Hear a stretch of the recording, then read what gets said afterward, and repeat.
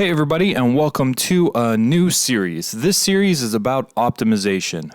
It is not just about reading an index plan and learning how to convert your scans and your key lookups. It is looking at your code itself and going, hey, maybe a self-join isn't supposed to be here, but I'm not going to be giving you the answers. I need to show you how you can come to the conclusion about what is more beneficial to the system. So I'll get more into detail about that after the title. I will see you soon.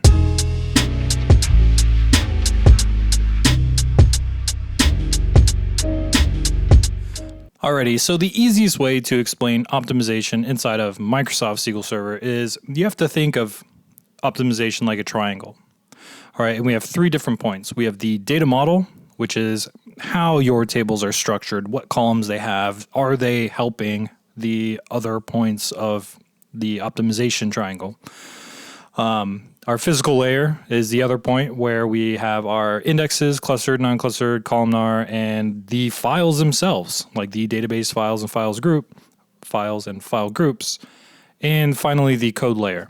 What syntax are you using? Are you using really complicated syntax, et cetera, et cetera.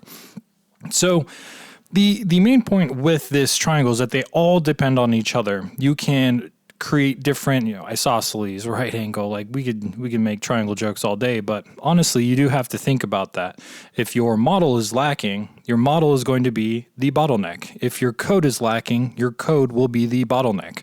You can improve each of these sides only to a specific point before one of those points become the bottleneck.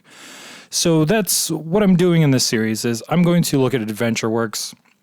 We're going to pull apart a view. I'm going to find some other examples that I can inside of AdventureWorks and try to cover at least one of these points per video.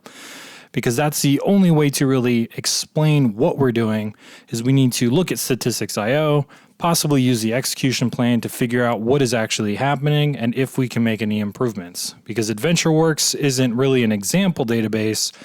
It's pretty crappy. It's a poor design, so we can kind of use that to the benefit of this series. So if you have any data, any code, any questions, and you would like me to piece it out, don't feel bad. You can be anonymous or something like that, but it would be really beneficial to the series to actually take more real life examples, even if you give me dummy data, to improve it.